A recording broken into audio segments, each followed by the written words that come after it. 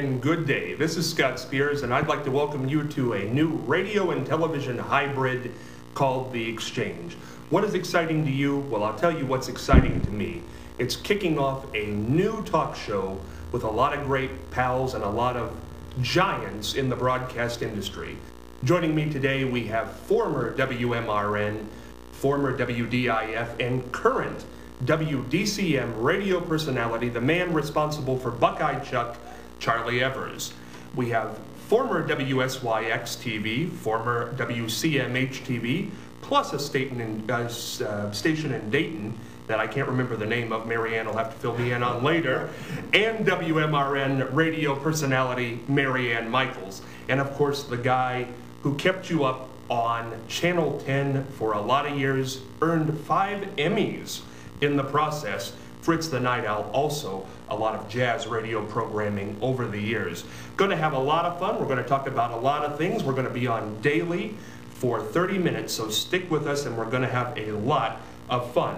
Before we go anywhere today, we want to let you know what day it is. It is Monday, April the 11th, 2011, and today's episode of The Exchange is brought to you by Peacock Water Conditioning. Our mission is simple. They want you to love your water.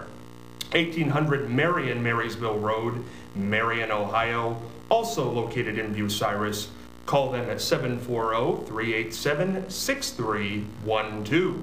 Also brought to you today by Bubby Man's Games. Buy, sell, trade new and vintage games. 131 West Center Street, right here in Marion.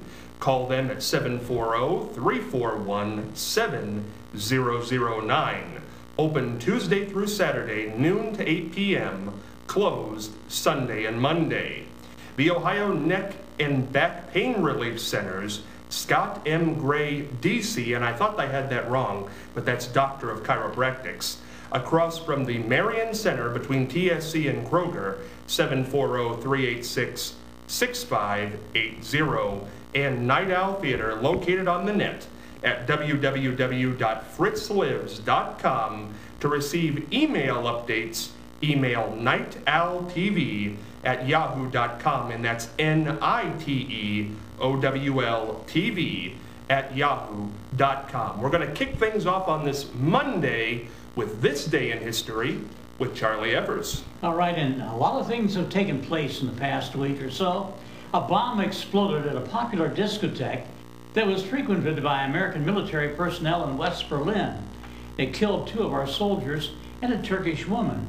American intelligence analysts attributed the attack to guess who? Muammar Gaddafi of Libya. 9 days later, President Ronald Reagan ordered a retaliatory strike, airstrike that is, against Libya. African-American educator Booker T. Washington was born a slave in Franklin County, Virginia, and then freed by the Civil War. He taught himself the alphabet and graduated from an agricultural institute. And in June of 1881, he was asked to become the principal new training person for blacks at Tuskegee, Alabama. Now, after a break of 1,500 years, the first Olympics of the modern era was held in Athens, Greece. Following a vote by Congress approving a declaration of war, the U.S. entered World War I in Europe. And one of those voting to enter the war was Marion's President, Warren G. Harding. At that time, Senator Harding. Very interesting, Charlie. Now, I got to ask you this. Gaddafi, what's his first name? His first name is Muammar. Muammar. Now, I've heard Muammar, Omar, and last night I heard Piers Morgan call him Gaddafi. Now, what's his name? Is it Muammar Gaddafi? It's M-U-A-M-M-A-R. Marianne, jump in. How do you pronounce this man's name? Okay, let me see it. Where is it? Well, I've heard Muammar also. Muammar. I've heard Omar. Muammar. Muammar. Muammar. Muammar Gaddafi. Gaddafi. But they also sometimes say Gaddafi instead of Gaddafi. So, you know, maybe the Muslim world pronounces a different way from what we do. Right. So he won't be getting a Christmas card from me, so at this point, what difference does it make? So we're going to move on with the flick pick with a man who knows a lot about movies, Fritz the Night Owl. Thanks, Scott. Well, you know, I've been going to movies since about 1939, 1940. So on this, I'm going to try to avoid the pictures that everybody always talks about, the Gone with the Winds, the Casablancas, the Titanic, Anavard, all of those. I want to talk about more or less pictures that are, in a way, timeless. They may be on a scale of, say, 5 stars. They might be 3-star pictures. But they're kind of timeless. They hold up well, and you and the family will enjoy it. I'm trying to avoid also the stars that you hear about all the times, the Katharine Hepburns, the Meryl Streeps, the Jack Nicholsons, because, again, they're covered quite well. And so I just want to bring you some films that may have been forgotten over the years, or maybe you've not heard of, or just ones that you can rent and will enjoy. The one I'm going to go with is from 1940, and is probably, in my view, the greatest fantasy film ever made, and it's called The Thief of Baghdad. It's won Oscars for stunning Technicolor special effects, art direction, and again, the special effects. This was in the days before there was CGI and all the digital excitement you can do now. This was when it was pretty simple, but it's an Arabian Nights kind of story, and it's got, it's magical, it's dazzling, it's imaginative, it's got flying horses, gigantic genies coming out of a bottle, it's got an emerald, all-seeing eye, huge statues. Just about everything on this is perfect. The script, the performances, the color, the lights, the effects, and just about anybody from age 6 to 300 will enjoy this movie even now. As mentioned, it was made in 1940, and it starred an actor by the name of Sabu, S-A-B-U, originally called The Elephant Boy, which was his first movie in about 1937. He was born in India, but became a U.S. citizen and was enormously popular throughout his film career, which was about 37 all the way through the early 60s. Ask your grandmama, grandpapa, because they probably saw an early Sabu movie. Anyway, this is The Thief of Baghdad, and there's no blood, there's no guts, there's no gore, there's no dismembering, none of the things that seem to be so popular these days. This is just a fun, fast action. There's romance, there's comedy, there's drama, there's magic, there's mystery. It's got everything, and I recommend it most highly. I give it 5 stars out of 5, even though it is about 70, well, let's see, 1940. This is 71 years old. An incredible movie, recommended highly. Thief of Baghdad, and the actor's name is Sabu. Also very, very popular in a movie a couple of years later he made called, he was in the original Jungle Book as Mowgli, and he must have been about 16, 17 years old then. He was about 15, 16 years old when he made this. Sabu, The Thief of Baghdad, 1940, 5 stars. Check it out, I'm sure you'll enjoy. So it's on DVD? I think so. I think it's on DVD, VHS, even gets some later released theatrically. It still shows up every 10 or so years in theaters. You know, I get a little bit of chills when I hear Fritz talk over here. Doesn't he have one of the great voices? Sure does. Fritz, have you always had that? I was lucky in that the voice changed in about 6th, 7th grade. But again, I grew up in the era when radio was enormously popular, and so like a lot of the kids in those days just practiced imitating the people they heard on radio. Some of my influences, even when I do a commercial or voiceover or what have you, I know what I've borrowed from Howard Duff, whom I thought was the world's greatest radio voice. Howard Duff was radio Sam Spade. I borrowed from Jeff Chandler, who was he was Michael Shane on radio. I borrowed from Walter Cronkite, Dean Martin, Rory Calhoun, a whole bunch of people, and then of course you bring it through your own filter and your own thing. And but the voice, as I say, changed early on, and it's just one of the. I have this Victor Mature voice coming out of a Woody Allen body. Shows that God has a sense of humor. That's a line. That's a line. Yeah. Now, I was always told when I went into radio that you talk from the chest and not the mouth. True, Charlie? That's true. Your diaphragm, I guess you would call it, you have to push a lot out of there. There are too many people that in public speak like in just normal conversation. But in order to be heard, now you can imagine Warren G. Harding standing on his front porch talking to 50,000 people. He didn't do that like this. No. Right. Well, you know, I keep hearing this term, and I've heard it in my short time in radio voice. I've never understood it. People say you have a radio voice. I don't know what that means. Some people say you have a good radio face. Yeah, we all have those, except Mary Ann. Except Mary Ann. No, actually, isn't it a deepness, a tenor that's... The 30s and the 40s. Yes.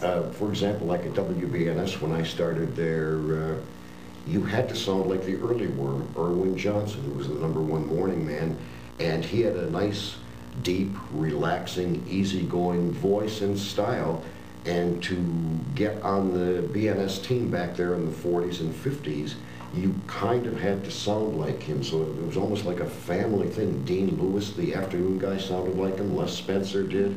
Russ Cantor to a degree. Me, Bill Hamilton, and but it was that deep kind of voice. And again, real quickly, if you remember William Conrad from Jake and the Fat Man. Yes, and Cannon. Yeah, and he was the original radio voice for Matt Dillon. I'm that man. But you know, a voice is important, not just to be on the radio, but I am very much turned off by, squeaky voices or high, tenor voices. And for example, no, I guess I better not say that. Do they work or live in this viewing area, Mary? No. Then go for it. No, I'm thinking of Sarah Palin. Her voice drives me nuts. Her voice drives me nuts.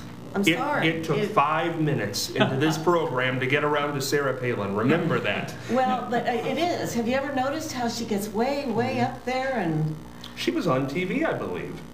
Started as a TV yes, she person. Did. She was in news. Really? That's right. She started out in news. I've never felt that the voice was all that important. Oh, it's important. You think? Oh, really? Definitely. I don't know. I think curiosity. Particularly in the early days of radio when the transmission wasn't that good and the equipment wasn't that good, you had to overact, I think, a little bit and speak a little more clearly and distinctly and less conversationally. But I'm talking about ordinary people. No, but I think that people can also, I think the voice is a muscle. Yes, you can train it to go lower to a degree or higher if you want. And I like to be around people who have nice voices that aren't real squeaky and whiny. Oh, I don't like whiny voices. Yeah, but that's kind of something I think that they've picked up over. That is, I don't think it's a natural thing. You don't? The whiny thing. Oh, really? Yeah, I think it's almost like an accent. So in other words, it can be correct. It can be correct. It's a mentally motivated thing. I think you might be right. I thought what we do in this first episode, instead of going after a current event or having any specific line of small talk, what we would do, because we've got a lot of broadcasting legends up here, let's ask some questions about them. Charlie, how did you break into the business for people who don't know? It was a rather a meager break-in. I was a ham radio operator, and I knew some of the engineers that worked at WMRN here, and I told them I'd sure like to get into radio. I was, of course, in high school at the time, and they did give me a job managing the one knob amplifier for the high school reporter program. I was the little engineer. After I graduated, I begged the chief engineer down here, can I just cut the grass? I want to be in radio. I'll cut the grass. So I was hired as a night watchman. Really? And for almost a year, I worked from midnight till the sign-on in the morning, carrying a gun to ward off thieves who were stealing at that time a lot of equipment from radio stations. The equipment eventually ended up in a Quonset hut in Cincinnati and was shipped on to South America to pirate radio. But when they caught the guys, my job was done as a night watchman. So you didn't catch them? No. Where were you at, Charlie, when they were taking this stuff out? I was sitting in the control room, and when the teletype machine came on, it sounded like somebody thumping across the floor. and I had a shotgun across my lap, and I would jump up, and I was ready to go. You were asleep? Well, not quite. Sometimes, maybe, but yeah, that was and then I worked for 15 years carrying audio equipment to remote broadcasts, so the engineer could step up like this and just take over and read or do whatever, while I was in the background sweating and carrying equipment. And I thought, someday, You paid your dues. yes, someday I'm going to be the person they're going to carry equipment for. I never was. Because What a when I tragedy. became an announcer, they went combo, it was called, combination engineer announcer. So I carried my equipment and talked at the same time. Wow. First morning on the air, what was it? What were you doing? I was doing the early morning show. I was asked, since I had been the engineer on that show for 15 years, I was asked to, Evers, you might as well take over while I'm on vacation, said the program director, because you know the procedure and everything, go ahead. And so I did, and he came back from vacation. He said, good enough, you're on, you're the morning guy. Were you scared your first morning on? Well, no, no. It was, you were over it by that Yeah, point. oh, yes. Mary Ann, tell us your story. How'd you break in? Well, I started junior high. I had my own little program on Saturday. Girl talk or something? Yeah, well, it was girls, yeah. Yeah. And it was on WWVA in Wheeling, West Virginia. And I think I was in the 8th grade. And it was Calling All Girls. And it was just a little short segment that I did on things that the girls my age would be interested in, like fashions and places to go and what to do and so forth and so on. That, I mean, and I loved it. It was just wonderful. Then in high school, of course, I was in plays, and college, I was in plays, and I belonged to little theaters, and I was always kind of a ham, really. But I went to a teacher's college. That's all I could afford. It was very close to home. And when I graduated, I became a teacher, and I was a teacher for 18 years. And I just had a wonderful opportunity to get into television. I went for an audition in Dayton. It was WDTV. DTV. WDTN TV. And I was hired, and I did a special program in the morning, and I was on the newscast, and I was there for a year. But I had to commute every weekend back and forth. And of course, my son was only 9 years old. My husband was wonderful. He took care of everything while I was gone. It was getting to be not too good. And I thought, you know, I can't, I loved it. But my family was first. So I went back to teaching in Marion City Schools. But then I still had this yearning, you know, for television. And so I got an appointment with the news director in WCMH. It was called WCLC when I was there. And WLWC. WLWC, right. It was the ABCO broadcasting system. Right, they had like 5 stations. They had 5 stations. Cincinnati, right, and Dayton. Right. Yeah. And I was there, and I was there for about 6 years, and I was wooed to WMRN by George Oakham and John Courtwright, and I was there for about 6 years. And when they were selling the radio station, I decided I wanted to go back to teaching, and I ended up retiring with 30 years of teaching and 14 years of broadcasting. But you're back today. I'm back today. You're back today. Well, yes, kind of, I guess. Well, I hope so. Fritz, tell us your story. Well, I grew up, as I mentioned, in the 40s when we used to listen to radio was a major form of entertainment. We had shows like Sam Spade and Michael Sheen and Charlie McCarthy and Edgar Bergen and Jack Benny, and there were mysteries and dramas and comedies and musical shows. And radio was the second, movies probably topped radio in audience, and then radio was probably second. So the voice changed early on, and formula had not hit radio yet, and so I thought, hey, I've got the voice, I could be a radio actor, which was quite valid in those days, quite viable. And so when I went to Ohio State, well, I mean, I did the theater in high school and all of that to get a little bit of presence. And then I went to Ohio State and I majored in radio, TV, theater. Ohio State at that time, 52 through 57, was a very good performance school in that we had radio announcing was, they had 3 5-hour courses, 15 hours totally, just in radio announcing.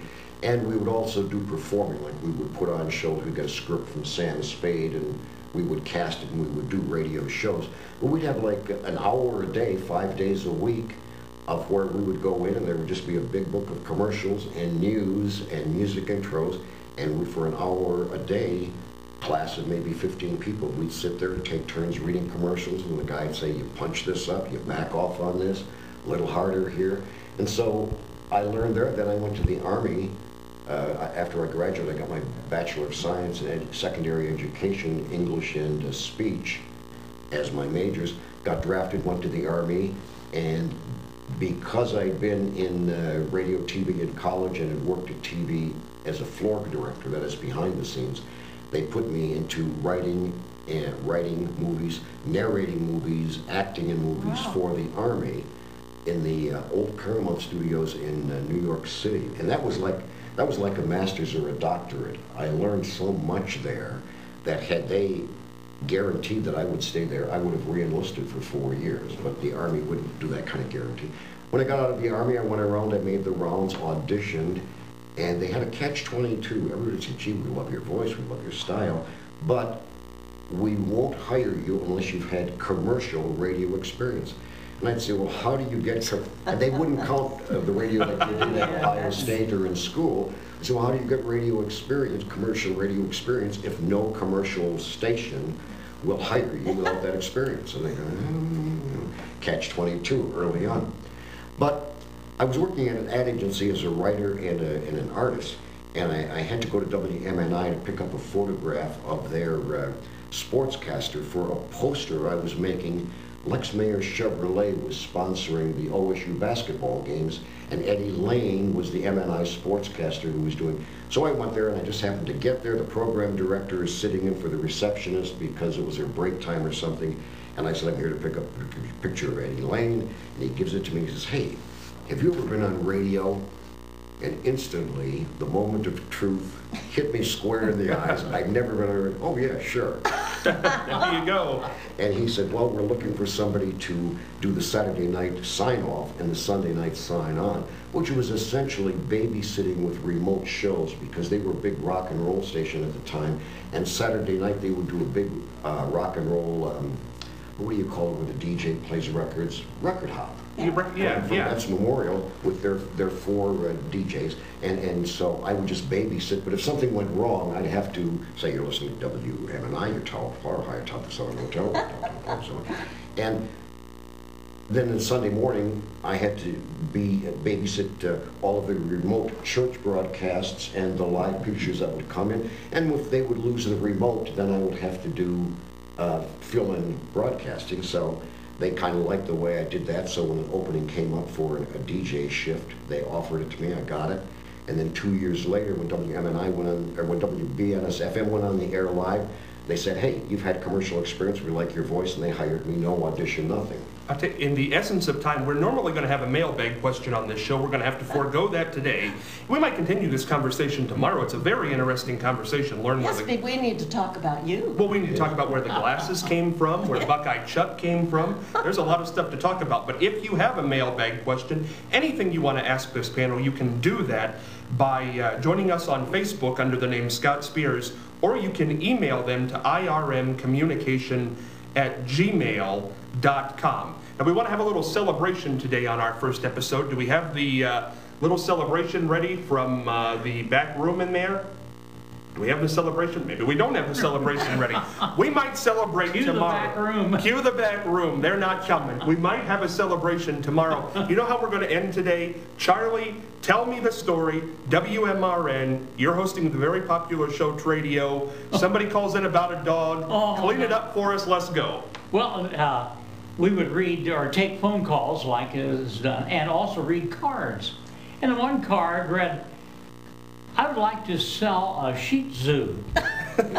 And only I mispronounced it a little, and after after Tradio was off, no, I think it was still during Tradio, a man called up and said, "Does that dog come with papers?" On that note, for the first episode of The Exchange, for Fritz the Night Out, Charlie Evers, Mary Ann Michaels, I'm Scott Spears. See you tomorrow.